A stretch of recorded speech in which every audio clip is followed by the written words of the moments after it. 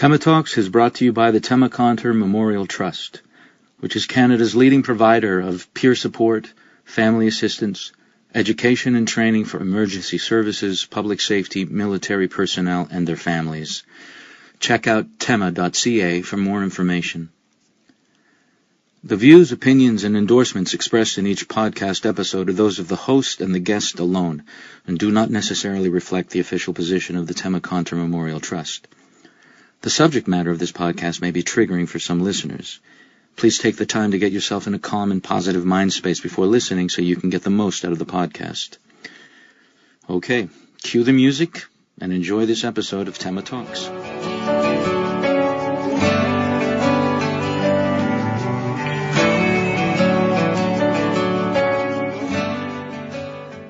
Hello people, and welcome to episode 16 of Tema Talks. Our last episode for June, celebrating PTSD Awareness Month. We've put out 8 episodes. We did it. I'm exhausted, but we'll get into that later. Bunch of things I want to talk to you about first. First thing is that Tema Talks podcast has a new home. We are now part of the amazing lineup on the Mental Health News Radio Network. Look it up at mentalhealthnewsradionetwork.com. This was started by Kristen Sonata Walker. She's the CEO, and she's amazing. She's put together this network that now has over 30 different shows, all about different aspects of mental health. It's awesome. Go to the website, mentalhealthnewsradionetwork.com.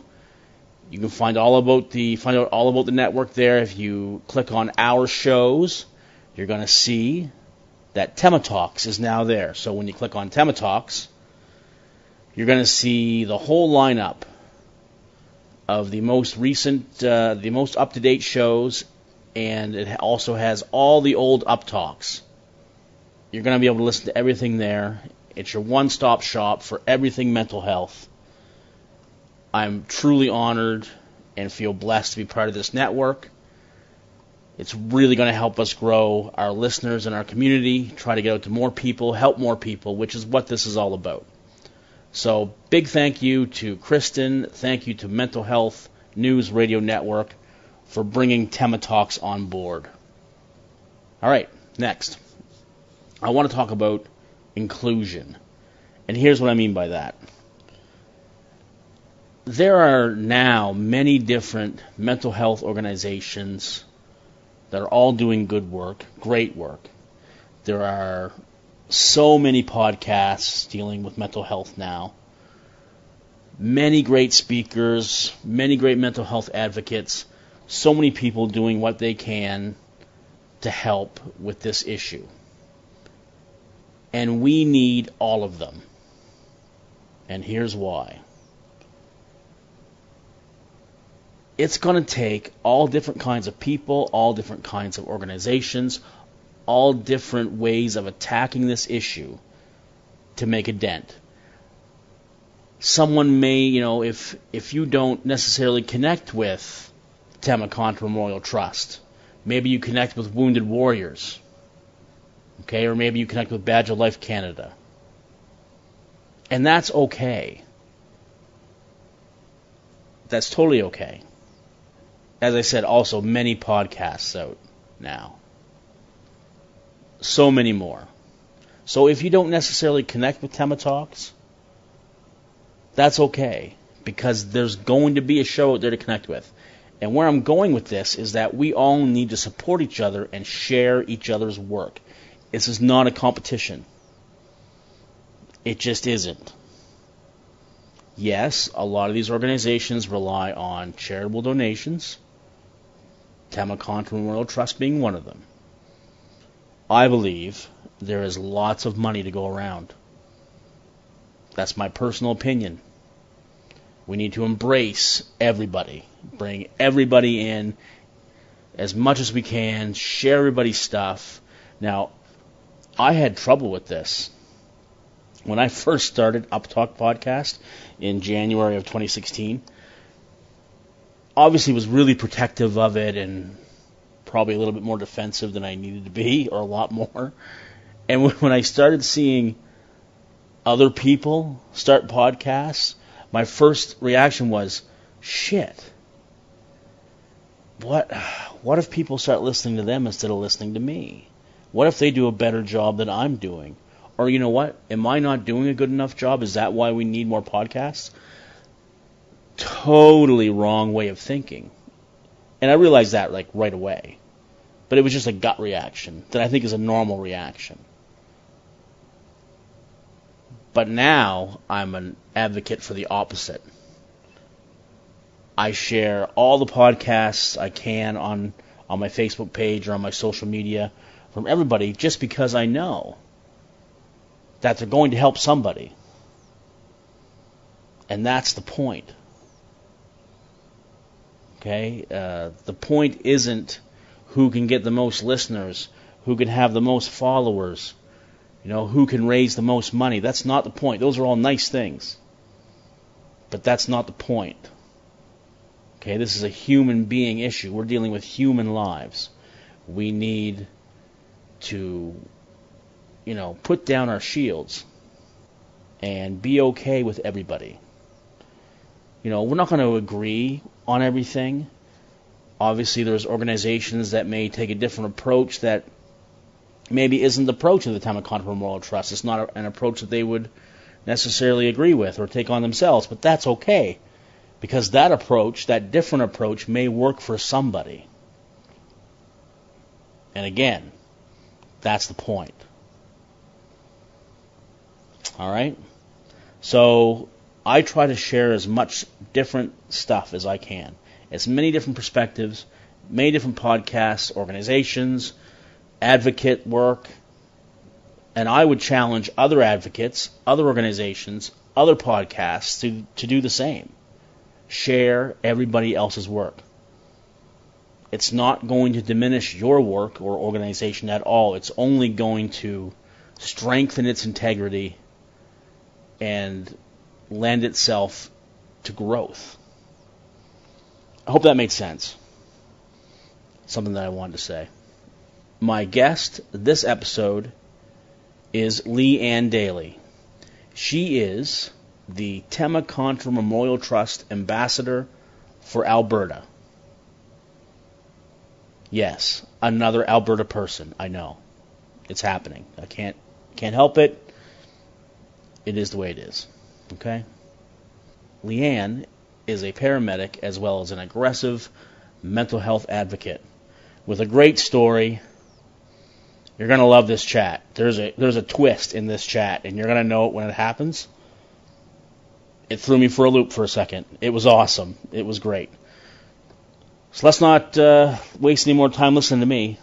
Let's get to it. It was a dark and stormy night, nor'easter rolling in. Welcome to the podcast, Leanne. Thank you for coming on. Thanks for having me. Oh, it's my pleasure. I'm really happy to finally get you on. Really happy to learn more about you. I met you briefly or a little bit at the Tema Gala in Toronto, and really wanted to get you on after that, and especially with what happened there with you, which we'll get into that later, but really happy to have you. For those of you and myself who don't know you really well, tell us about you as far as, where you grew up, what that was like for you, and what got you into paramedicine. Well, I am a born and raised Calgarian, which is becoming very few and far between, as I see most people are kind of moving around these days. And I guess I really kind of got into the helping profession early on. I started lifeguarding, teaching swimming lessons, and then I realized that I really enjoyed the first aid component of it. So as schooling progressed, I was like, well, how could I, do this and maybe make some money out of doing something that I really like? And Right. I ended up taking my EMR, subsequently my EMT and paramedic, and I did the paramedic Bachelor of Science and Nursing program at Medicine Hat College because I didn't really know what direction I wanted to go. Right. So when was that? When would that have been? So I graduated in 2005. Okay. Yeah, so I've been doing it for a few years, and I worked prior to paramedicine as an EMT and did some BLS in the province, which I really credit some of my experience to thinking at a basic responder level first before moving on to advanced life support. Yeah, because you kind of see that, you see two different paths. You see the people that go from zero to hero, just get it all done. And then, and I've known a few of people that have done that have worked out really well. I've seen some that haven't, but then, I think you get your basic, you work for a while with that, and then move on. I think that's probably, for me, that makes the most sense to me. For me, it was honestly a financial decision. Right. I really had a hard time investing a huge amount of money into something I wasn't really sure, that I was going to like or be good at the end. So kind of the step process made sense to me, just try it out and see. I mean, I'd hate to invest $60,000 into an education to get out onto an ambulance to be like, yeah, I don't even want to do this. And then what do you do, right? Yeah. Now, you mentioned when you started the course, you went into it not really knowing what direction you were going to go with it. At what point did you lock yourself in, and did you say, this is what I want to do? I think I really enjoyed the atmosphere of EMS, kind of the family dynamics and the variability of things. So I didn't want to work in the hospital. I wanted to be out and have variety. So that was, I think, once I worked for a little while in different settings and then practicum, that was kind of when I really decided, this is what I want to do. Yeah. So you graduated, and then where did you start working right away? And you probably already said it, and I just forgot. But Oh, yeah, no. So when I graduated as a paramedic, I was already working for Calgary EMS as an EMT at the time. Yeah. So I just naturally progressed into working there, and then I'd worked a little while as well in Medicine Hat, where I went to school doing some ground ambulance and fixed wing. Getting some experience doing that, and then I worked mostly in downtown Calgary for the majority of my advanced life support career. What do you remember about those early days as far as your thoughts about your work, and your mindset going into it? Do you have any memories like that as far as that? Well, I really remember thinking that every day was going to be life-saving, life-changing, and that I was going to get to use all these super cool skills that I learned. Right. And it wasn't really like that. No, it's not. No. When did you realize that? I'd say, you realize it right away, but then I think it doesn't really set in, and it really affects how you start thinking about yourself, your patients, and your career. I'd say probably about year 4 or 5. Wow, yeah. Now, how do you think you did as far as earlier in your career as far as taking care of yourself? Well, I was quite fortunate that actually my kind of introduction into mental health awareness was fairly early on in my career, as I was a scholarship recipient from Temaconter. Right. When I was a student. So I'd had a lot more insight into post-traumatic stress, critical incident stress, occupational stress injuries, as well as self-care and kind of that aspect of things than I would say a lot of my peers, just because I'd done the research and I'd been to Toronto, I'd met with Vince and some other scholarship recipients. So, in comparison to some of my colleagues, I would say that it was really good. In comparison to now, I don't think it was good enough. Right. Yeah, and at what point did things start to go downhill for you, or did things start to get tough?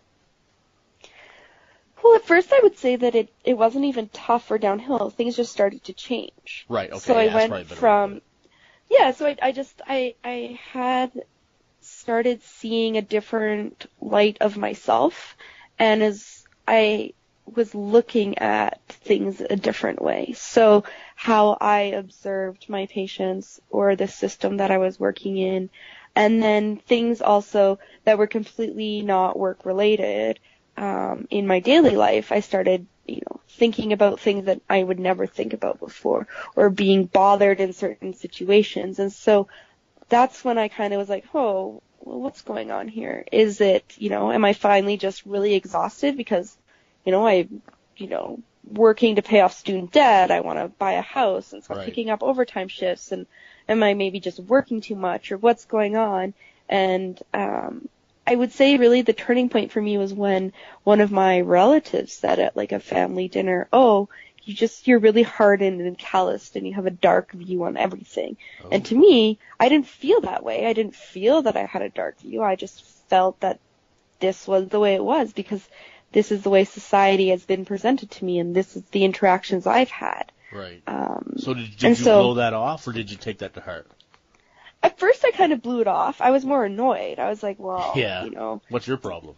Yeah, and more like, okay, well, now that you're on your pedestal over here in your perfect life in suburbia, and you haven't had these interactions, then, like, maybe that's why you don't feel that way. And then I guess things just kind of progressed, and I started talking to some of my colleagues that had some of the same experiences as me, and they didn't have the same views. So then I really started to begin to question myself and kind of my morality and what was going on there.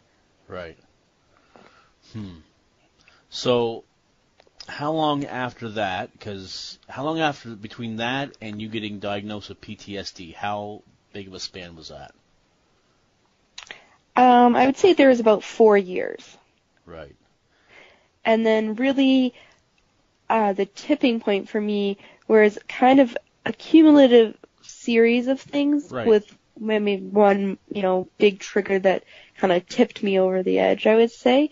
And from the point I would say, when I really felt that I had lost control and that I was completely not myself, even different from, I'd say, getting into emergency services changes who you are from before you were in emergency services. But it's not always necessarily a bad change or something that makes you unable to cope with your life. I found that I was in this spiral of negativity and not being able to cope with what was going on, and having bizarre behaviors and not sleeping and being angry and having problems in my relationship. And I would say from that kind of critical point to when I got diagnosed was probably at least about 2.5 years.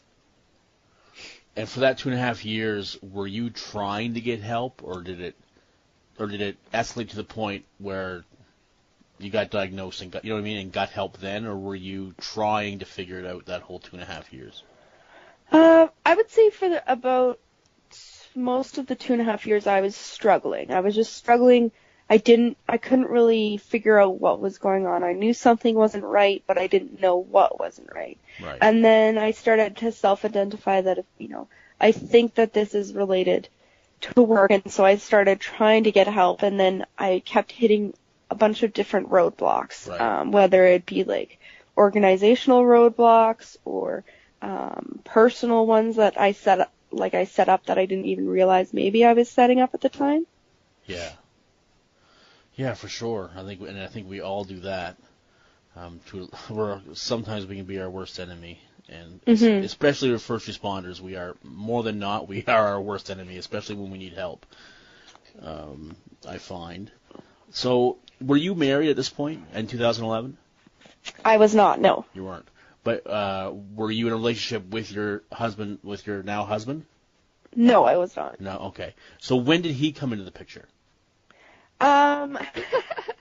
So he came into the picture after my diagnosis, when I was kind of doing some soul searching and some revitalization of myself, and I decided to take a break from my current working environment and remove myself and put myself in a completely different environment, because I felt that some of what I was experienced trigger-wise, and not being sure whether I could actually continue to do my job was situationally based. So I thought, I'm going to try doing this somewhere else and see if that maybe changes things.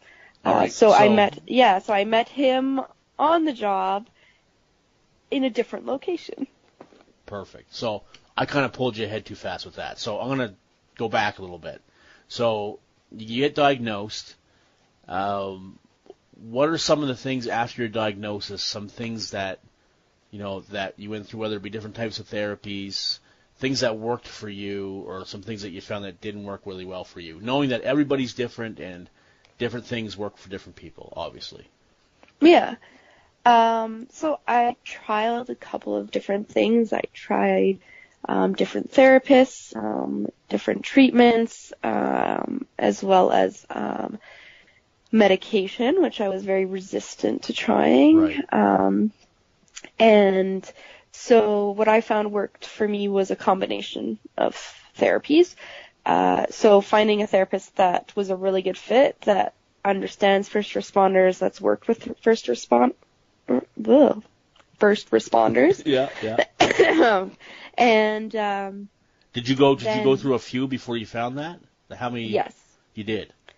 Yeah, Okay. I would say about 4. Really? Okay. Yeah. Yeah. And varying different, I guess would say levels of education for providers. So Right. I tried psychologist, psychiatrist, social work, and just because everyone has a different view on how they, as their profession, can help. And I wasn't really sure what I needed either, because I was really struggling, and it wasn't really clearly laid out either that, I'm really good at following linear direction and finding a problem and fixing it when I know the path to fix it, but I felt like in the fog that I was in, I couldn't do that. So I kind of just was putting feelers out everywhere, trying to see if I could be helped, because at that point I didn't really think I could be. Yeah.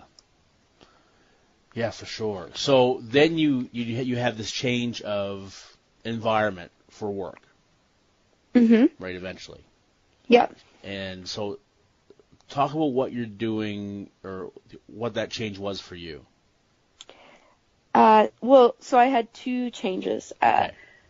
So I took some time off of work Right. as a paramedic for Alberta Health Services, and I went and I did some contracting work with Health Canada on isolated reserves in northern Alberta. Oh, okay. So that was where I ended up meeting my husband. He's a police officer. Right, and that's why I brought it up. Everybody's going, why did you bring the husband up? But that's why, is because he is a police officer, and that's an interesting dynamic. It is. Coming into a relationship with another first responder who does have a PTSD diagnosis, how was that, basically? So initially, he didn't really know about my diagnosis, right. Because it wasn't like I had the big neon sign over my head saying I have PTSD. Yeah. But kind of as our relationship grew, I actually started to see some signs in him that I was concerned about, and so we ended up talking about just both of our mental health in general and things that maybe had affected us in our career. And it was actually really healthy because I got to ask him some questions that I had never had answered from more of a policing aspect of things, and he got to ask me questions from more of a medical side of things that, maybe things that had bothered him from like scenarios that had been years prior. And then from that, then I ended up disclosing to him that, I'm doing therapy and treatment right now for myself, and part of this is, to kind of work in a different location. And at the time, we didn't really plan on getting married, so he was kind of like, all right, well, that's great, good for you, let's hang out, whatever. Typical boy. And then, that's a typical boy. Yeah, absolutely. he was like, great, yeah, you do you, and don't cry too much over here, and it'll be fine. Yeah, that's right. So you went through recovery, obviously. What are some things that you now incorporate into your daily routine that are geared towards, geared towards your mental wellness that you've learned through this process? Well, I have my list of things that I should be doing, and then there's the list of things that the things that I do. Okay. And I would have to say that I caution people to say that I am still recovering. I don't ever feel that I am 100%. Right. I think that the way PTSD recovery goes is there's this ebb and flow. So there are times when things are great, and then there are times when things are not as great. And it's a constant process of work. So that's how it's been for me. So what I have to do daily will change depending on where I am in that cycle. What are some of your favorite go-tos if you're having that tough day? So this is going to sound totally weird, and people are going to think that I'm All right. way out there. So my number one go-to is I wear my husband's deodorant. I was not prepared for that. Okay. Yeah. Yeah, tell me about that. So, not his underwear or anything like that, which, I mean, if that works for people, great. I tried it and it didn't, so I went with the deodorant. So, for me, I have a lot of smells are triggers for me. Okay, right. And as part of my therapy, we try to identify different things that could, be triggers or help to center or calm you.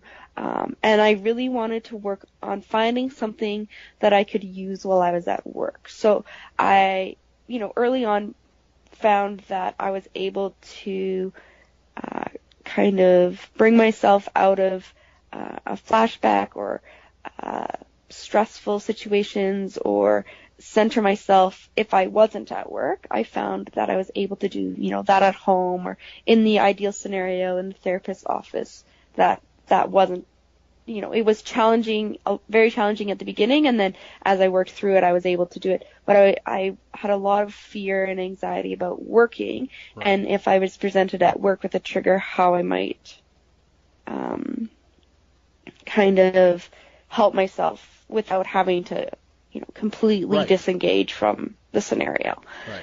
So what we found was that having a positive smell associated would help bring me out of a negative association quicker. Right. So by wearing his deodorant, so kind of a bunch of different things that as I would get stressed and I would start sweating, and then that would actually make the deodorant work because then you would smell it more.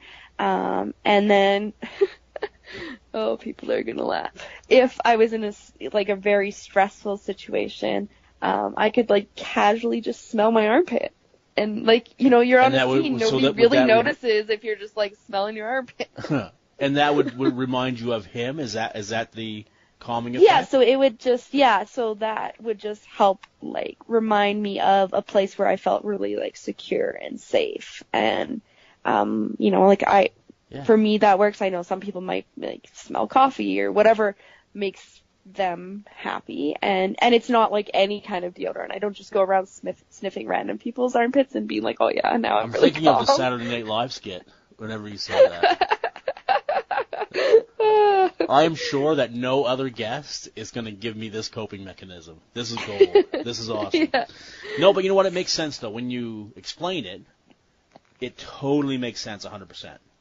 Yeah, and it's just something, and it's also a way, I don't know if when you worked, when I worked back in the day, we actually used to have, Vicks in our kits, so when we went to a dead body or something, right? Yeah.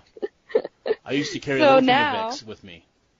Yeah, so now, when I'm sick, I don't want to smell Vicks, because that grosses me out, because it reminds me of gross things. Right. But we used to have that to, trying to cover up the smell, so now I just have, this is, my smell of things. If I'm bothered by it, because for me, the PTSD, you never really know when something's going to trigger you. No. So Sneaks up on you.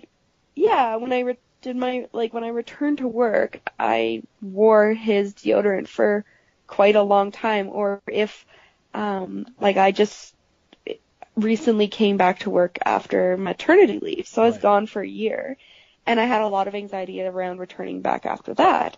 And so for the first little while, I just wore his deodorant like every day, because I didn't know what was going to bother me and what wasn't. Right.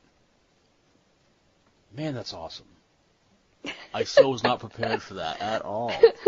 That's so cool. No, it totally makes sense. Totally does. Thank you for that. Yeah, that's my little insider trick and what works for me. That's way inside. Hopefully. Crazy Yeah. inside. Good. Love it. You're only going to get that here. I guarantee it. All right. So let's talk a little bit about why you were at the Tema Gala in Toronto. Okay. All right. Talk about that.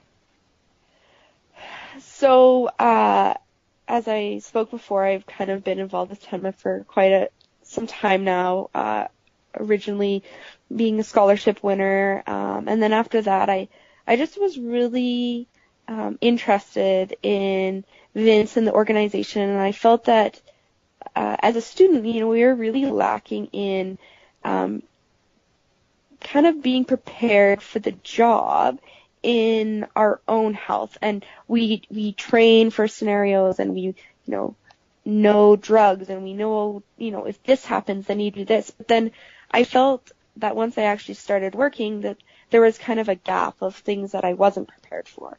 And I really felt that Vince and the Tema organization was really trying to help bridge that, and focus on the education piece and helping people before things became a problem, as opposed to being reactionary.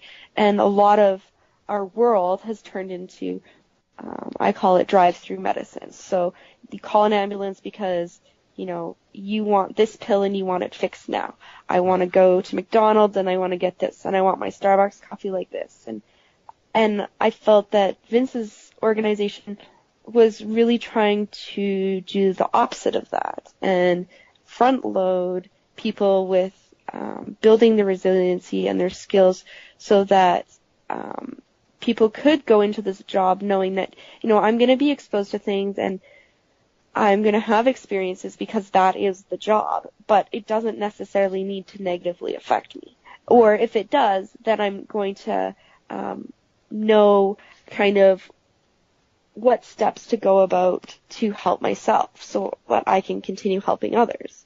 Yeah. And then, so I did some speaking for Vince in Western Canada, and I was a recipient of the Public Service Award from them as well, and I just was really trying to get the message out. And then Vince approached me and said, we're doing this ambassador program where we have people in different areas across the country representing Tema, so that we can grow the organization and we can really tailor what we want to do to the area and their needs. Because what Alberta needs is different than what Quebec needs, is different than what Newfoundland needs. And so by having somebody who is living, breathing the culture in that area, then they can kind of help direct your colleagues, as well as kind of help influence where the organization can direct their energy and their resources. Mm-hmm. So in Toronto, I accepted a position as the Alberta ambassador, so that I could continue the great work that Tema does here in Alberta and Western Canada, and you're part of and a just very really special leak group. up. Part of a very special group of ambassadors. That's, really special. Yeah, I have a new family of my Tema ambassador family, and I find that every ambassador is so unique and different. They are, totally. And brings just a totally different perspective on things, with really the same focus and the same energy for such a great cause. Totally. So was that your first gala? That was my third gala. Third gala. Yeah. Wow. So, yeah, no. But it was my best outfit. Oh, nice. Like, that's what matters, right? Nice. Yeah. But, yes, no, it was my third gala. But it has really changed. And that was actually quite lovely to see the support and how much things have grown. Because the first gala I went to, was substantially smaller. Really? It was a lot smaller, and it was so great to just see the people coming from all over the place. I mean, there was people there from the Northwest Territories and the Yukon and the United States, all coming to kind of pool their knowledge and experience to help their colleagues. Yeah, it was awesome. And I think that we can get so much bigger, I think. Yeah. I think there's so much more room to make this, even bigger than it is, I think. So now you're working, I'll take you away from the gala now. And congratulations, by the way, on the ambassador thing. Thank you. Because that is wicked. So now you're working in a different position. What are you doing now? I am a community paramedic in Alberta. Wicked. So what does that mean? So that means that we provide advanced level care to complex, chronically ill people with, basically we bring the hospital and the assessments and things to people who maybe wouldn't otherwise be able to engage the healthcare system.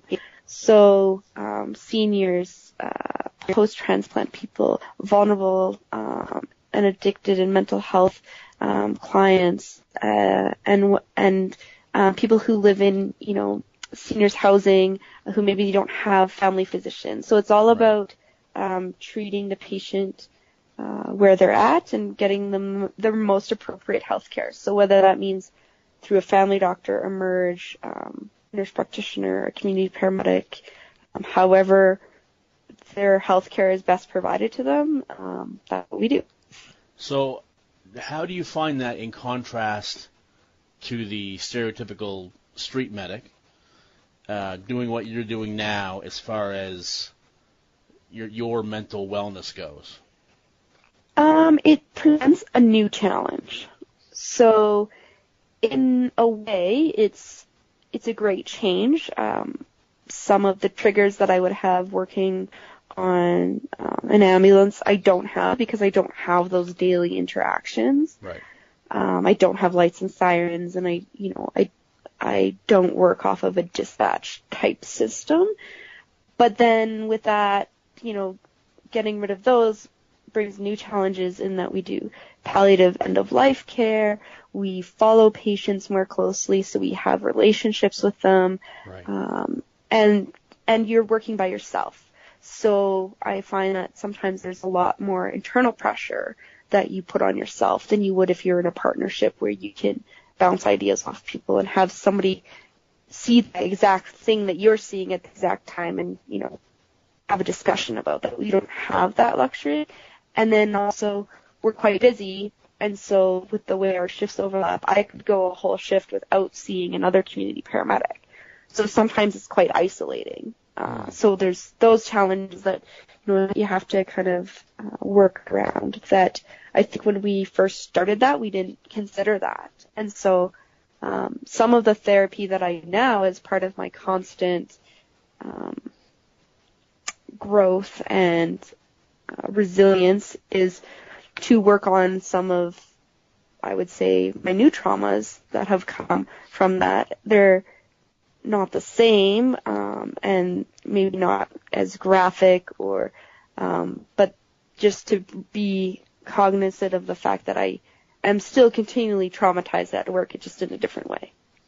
Right, that makes sense. How would you say, Leanne, how are you doing now? If you were to... I would say that I'm doing really good. I'm happily married, I have a child, I, live my life to the fullest. is it easy every day? No. No, you're going to have bad days. Yeah, and I think when I first entered, treatment, like when I first was diagnosed and they're like, hey, you have PTSD, here are some things we're going to do, I was like, okay, great. I'm going to do this and I'm going to get it fixed and then I'm going to come out of the other side, and that's, it's like when you break your leg. You wear the cast, you take the pills, you get the x-ray, you do the physio, and then you're done. Right. And it hasn't been like that for me. Right. So I would say I'm doing great. I'm recovering. I am nowhere near the way I was when I was struggling. I'm definitely not struggling. But it is a constant process, and that's just something that I didn't know going into it. Yeah, and there's no way for us to even be prepared for it. There isn't until you're faced with it. Unfortunately, that's the thing. What are there any TEMA or mental health related events that you have coming up in your area? Yeah, so actually in July we're partnering up with the Edmonton Police, and they're having a rodeo, and TEMA's going to be one of the recipients of the fundraising that they're doing, and it's for all first responders. Sweet. So that will be posted on the Edmonton Police Association's website as well as the TEMA's website, and I'll be there and I'll have some information about some of the work that TEMA's doing, some of our research, as well as, if people just want to stop by and chat. And then we are working on a few more other specific kind of Alberta-related projects. We would really like to get a showing in the major cities of the documentary The Other Side of the Hero.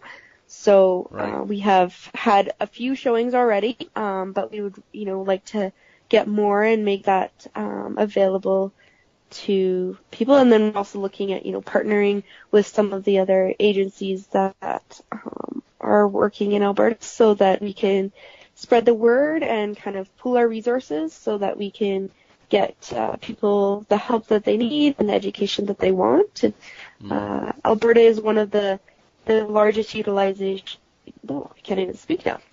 One of the largest utilizers of the Wounded Warriors Fund to help supplement, I guess I'd say, people's either benefit or lack of mental health coverage. So the Parent Family Support Fund. Yeah, and so a lot of people in Alberta have been utilizing that, and some of that is just the way benefits here have been designed. They don't have as much mental health coverage as some of the other areas of the country, and so that's something that TEMA's supporting people in. So we're looking to raise money to help continually fund that so that we don't have to turn people down.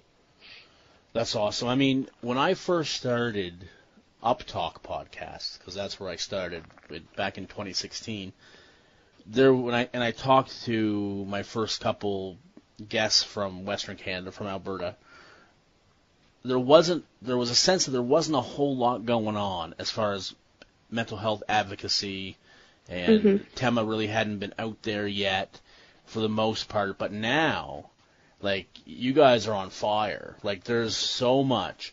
I talk to Teresa Coulter all the time. She's a good friend of mine.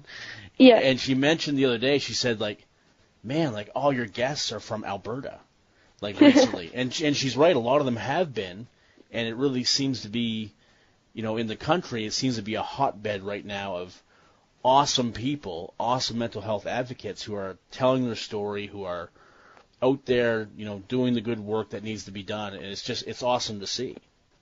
Yeah, and I think, some of that is a generational change, right? We're getting, rid of and breaking down the stigma, and so that, some of the people are coming forward now, which I think for the longest time, people, you were suffering in silence, and so it's really great that doesn't have to happen anymore, and that steps are being taken by organizations and employers too. I mean, Alberta Health Services and the different policing and fire organizations are all trying in various different ways to make a change. Yeah. No, it's great. Leanne, before we say goodbye, I'm going to ask you this question. So, if there's someone listening right now who is struggling in any way whatsoever, what would you say to them? I guess I would say a few things. So first of all, I would say that you're not alone, because when you're struggling, it really does feel like that sometimes. And I would say that reach out to somebody, TEMA or any organization, because there is help there, and people are wanting to help you. And then be strong. So it's hard and it's tough and it's not always straightforward, and you just have to be the best advocate for yourself, because you might go to the first therapist and it doesn't work out. Well, that doesn't mean that the next therapist won't. You might find somebody the next time or the next time. Like for me, it took 4 times, and now I have a great therapist, and we do great things, and I am where I am today because of that, just that ability to keep driving forward, because you are amazing and you are where you are because of the strength you have. Yeah. Well said. So that's, more than one thing, but That's okay. No, that's fine. That's perfect. That was awesome. Leanne, thank you so much for taking the time to do this. It's been awesome talking to you. I'm pretty sure, I'm going to say right now, that you have the most unique coping mechanism I will ever hear on the podcast. Period. The prize is yours.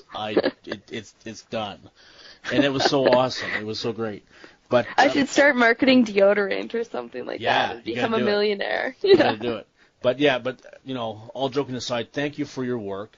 Congratulations on the TEMA ambassador position. Like, welcome to the TEMA family. As you and I both know, it's an incredible family of really unique, special human beings. I know you're going to do great work. If any other events that you have that are in your area, please let me know, and I'll pump them out as best I can. But it was certainly a pleasure having you on. Oh, and thanks for having me, and maybe we shall do this again. Absolutely. For sure we will. But listen, until then, take care of you and your family, and all the best. And if I can ever do anything for you, let me know. All right, great. It was nice chatting with you. It was awesome. Thank you. Bye-bye. Now my shift is finally over. I gotta deal with what's mine. Bet you didn't see that coming, did you? I didn't. That was so awesome. Hope you enjoyed that chat. I loved it. Thank you to Leanne for taking the time out to talk with us.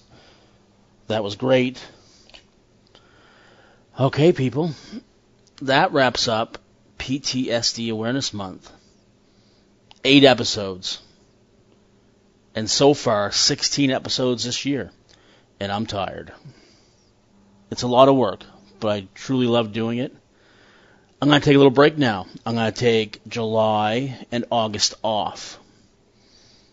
And spend some downtime, any downtime I can with the family when I'm not working, and a chance for me to recharge a bit, and then start hitting it hard again in September.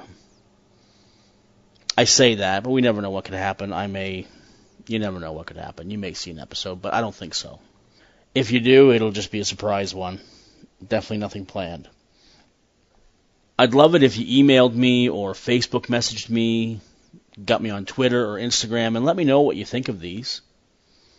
Or let me know of subjects that you'd like me to talk about. Go on a rant a little bit about, just to see what my opinion is of them. Let me know about guests that you think I should have on. I need your guys' help to keep this going. I really do. But thank you for everything that you've done so far.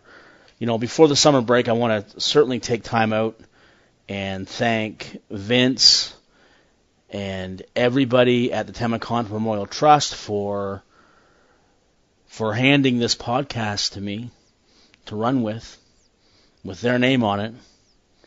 And I'll tell you, they don't They really don't filter me at all. They let me talk about whatever it is I want to talk about, which is nice in this day and age. And I want to thank them very much. I really appreciate it. Most of you listeners know how I feel about Tema. They saved my life. And everything I do for them is to pay them back for that. And I'll never be able to do enough. Love them. Big thank you to them. Thank you to my wife Amanda and my daughter Julia, who, allow me to take time away from them in order to do these podcasts. Can't thank them enough either. Without their support, I wouldn't be able to do this. So thank you. Thank you to our listeners, every one of you. You're awesome. I love you all. Please continue to do what you can to share the podcast, give me feedback, leave ratings if how you listen allows you to do that. It's really important to leave ratings.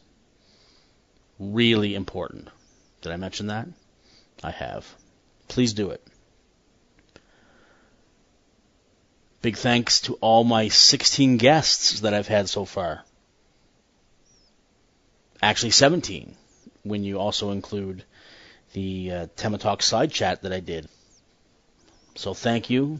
It's been great. I still have amazing guests that are waiting very patiently to come on. Tons of them. There's no end in sight. I could probably plan it all out and have it all, have all the podcasts for next year done too. That's how many. There's just so many cool people to talk to.